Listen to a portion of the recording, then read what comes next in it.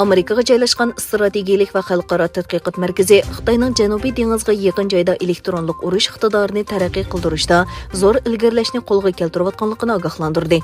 Bundan ilgari sun'iy hamroh suratlarda Xitoyning Spiratli va Parasil orolidagi nurg'unlagan sun'iy hamroh antennasi borligi oshkorlangan. Bostondagi Federatsiya sud mahkamasi Harvard Universiteti biologiya fakultetining sobiq boshlig'i Charles Lieberni Xitoyning chet elning texnika o'tinib berish va bilim mulk huquqini jalb qilish uchun qurgan 1000 ixtisoslar planiga qatnashganligini yoshirganligi uchun aybladi. Ayblaguvchilarning aytishicha, Lieber Wuhan sanoat universiteti tarafidan har oyda $50,000 maosh va $158,000 turmush xarajati to'laganligini yoshirgan. Xabar qilinishicha, Xitoy prezidenti Xi Jinping Germaniya bosh ministri Olaf Scholz bilan telefonda ko'rishgan bo'lib, ikki taraf rayon va xalqaro masalalarni muzokara qilgan va ikki davlat munosabatini taraqqiy qildirishni xohlaydiganligini bildirishgan.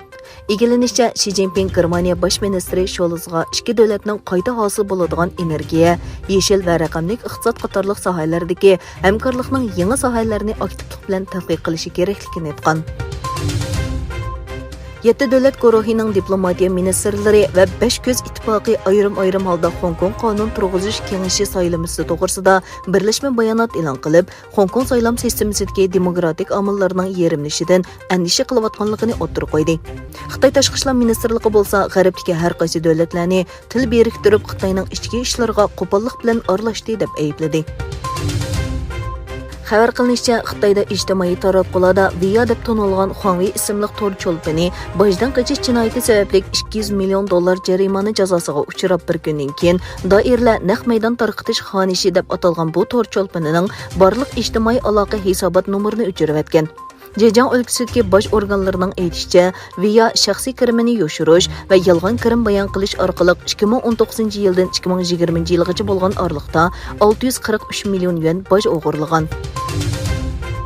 Xabar qilinishicha, dunyodagi eng chong aeroplan ishlab chiqaruvchi Boeing shirkatining bosh ijroiya amaldori Dave Calhoun va Airbus shirkatining bosh ijroiya amaldori Jeffrey Kintel Amerika qatnash ministri Pete Buttigieg'ga 5 telefon mulozimatining aviatsiya ishlariga bo'lgan xatar haqida birlashma imzoli xat tavatgan.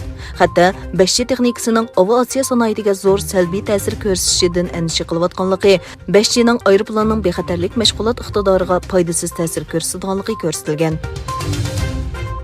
Xabar qilinishicha, Xitoyning 13 million nüfuslik Xi'an shahrida 24 soat ichida 52 yangi yuqumlanuvchi bayqalgandan keyin butun shahar karantinga aylangan. Xi'an shahrida yaqinqi 2 hafta ichida 143 nafar yuqumlanuvchi bayqalgan bo'lib, sirtqa chiqish cheklamasi 22 dekabr yarim kechadan boshlab yo'lga qo'yilgan.